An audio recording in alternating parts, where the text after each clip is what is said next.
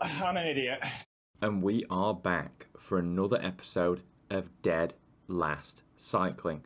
And this week, I went into the race with a plan, but like Michael Tyson once said, everyone has a plan until they get punched in the face. Today, I punched myself in the face. Serpentine 8, lads. The last of the gravel races. And I have to be honest, I'm a little bit glad. They've been very repetitive. We've got this long tarmac lead in again. Two of the jungle climbs, jungle climb one way, jungle climb the other way. That's basically all these gravel races have been apart from last week. I think this is a fairly popular view, but I have to say, these gravel races have been very underwhelming, and I'll be glad to see the back of them. I'm on the Cannondale Lab 71 Extreme. It's still level 0, because I've not really seen that much use of putting long-term effort into leveling it up. Now, about that plan I mentioned earlier. Let's see, we've got a little climb near the end today. Maybe some long-range heroics, or the attempts at them are in order again, rather than just waiting for a sprint. And it'll be more fun for me, probably more fun for you too. I've tried quite a few long-range attacks lately, both in the PAS series and in ZRL, and I think overall, whilst none of them have got me the win, I do think in a few races they've given me a better position than I would have got waiting for the sprint, and on top of that, it makes the racing more enjoyable. So that was the plan, but as we already know, I punched myself in the face today, and because we already know that, I think we can skip the lead-in. Here we go. Jungle climb. Not sure if this is the front or the back way, but it's the jungle climb way. Whichever way it is, we've obviously raced it before, since it's just about the only actual gravel map in Zwift, which really calls into question quite why a month-long gravel series was needed, but here we are. Race this one smart until the top at least. At this point, I'm thinking to myself, it's a long way to go, we can continue to chill a little, and then look to hurt some people at the top of the climb. To me, that sounds like a reasonable expectation for the climb, but very quickly, we had a chap drifting off the front. Let that guy dangle. Might be a gamble. With the best part of 18 kilometers left and 2 lengthy descents, you'd assume that with general pack dynamics that attacking this early would be a mistake, and since last week I bridged every gap that opened myself, I figured hey, let's be smart today and let the gap close naturally. Gonna use the bulldozer at that second red part. I still wasn't overly concerned about the gap to Mr. Duclos, but I figured I would use the steamroller and try to really push the pace for a bit and perhaps bring our group to life.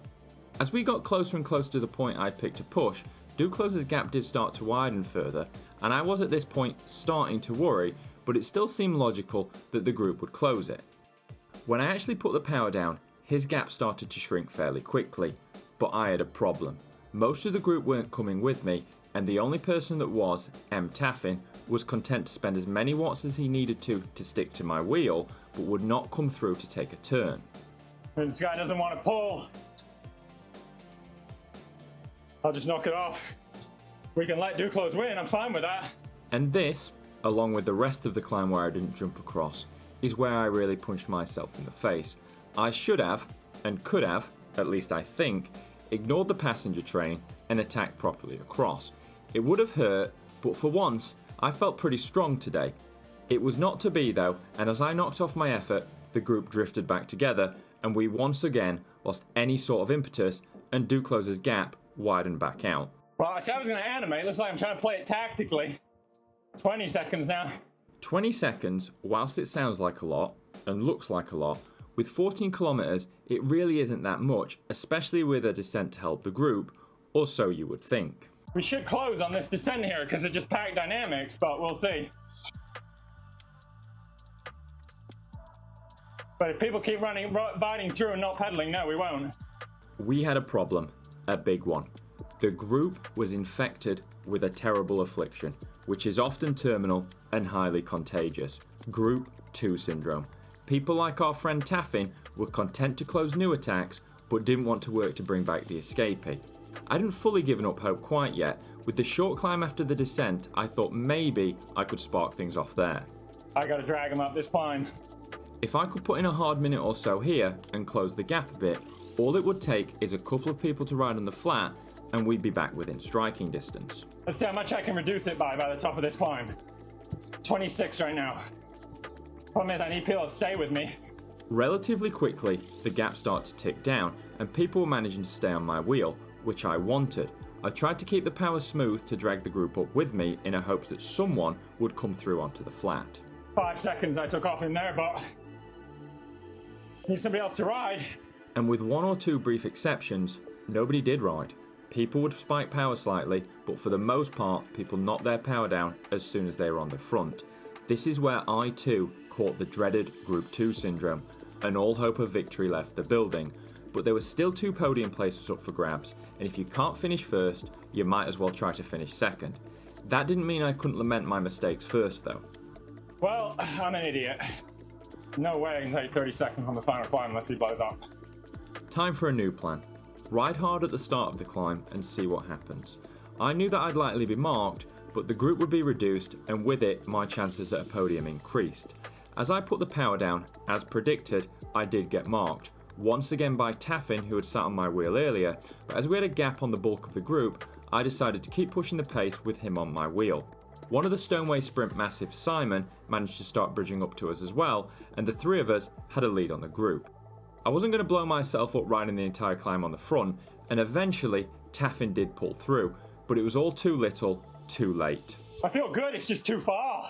Watching this back, I really question whether it was too far.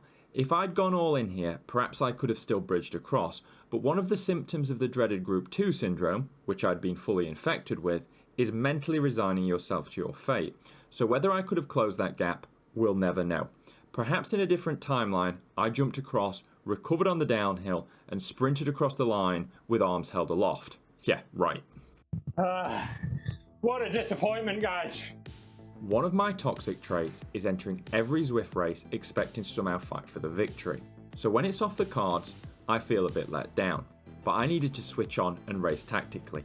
Taffin was clearly not willing to ride, unless he thought there was a chance to drop me, so I settled in for a gentle descent with both of us looking at each other and Simon easily coming back to our wheel.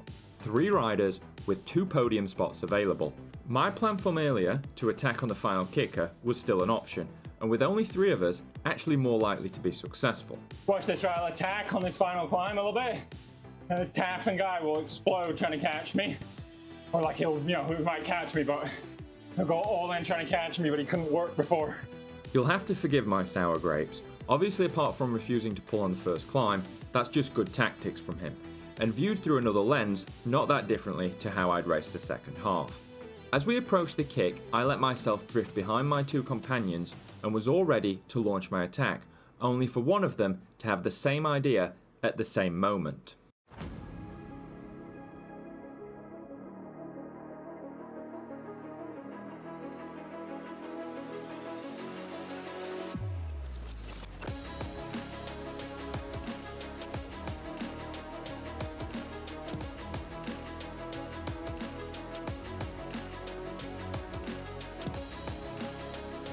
Well, so much for attacking. This was a serious attack, and whilst I held the wheel without too many problems, when I came through, I didn't have a million watts left in my legs, and with not much climb left, I decided to settle in. We'd gapped Simon off the wheel, but as we both started to look at each other again, he started to come back to us, and it was looking like a 3-way sprint again. Well, didn't want to go to a sprint, but here we are.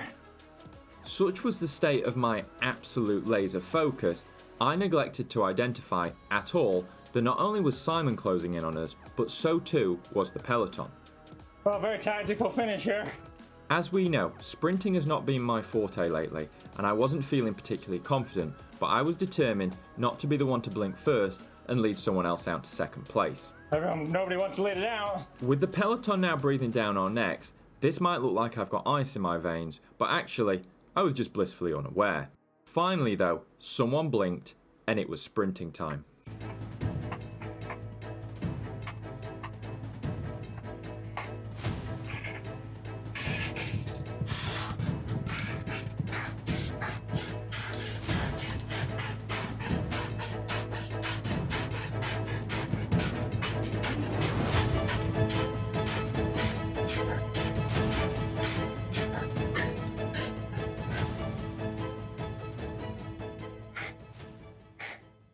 Oh well, another second. Chapeau, Douglas. That's 3 second places in 4 PAS Gravel Races. Maybe I can melt down all the silver medals and buy a lump of gold with them. I jest because second is obviously a great result, all things considered, and for once, I'm pretty pleased with my sprint performance. But hey, if you got this far with me, thanks for watching, and if you could comment, like or subscribe, I'd really appreciate it. Next week, we'll include day 200 of my cycling journey, which means it'll be FTP test time.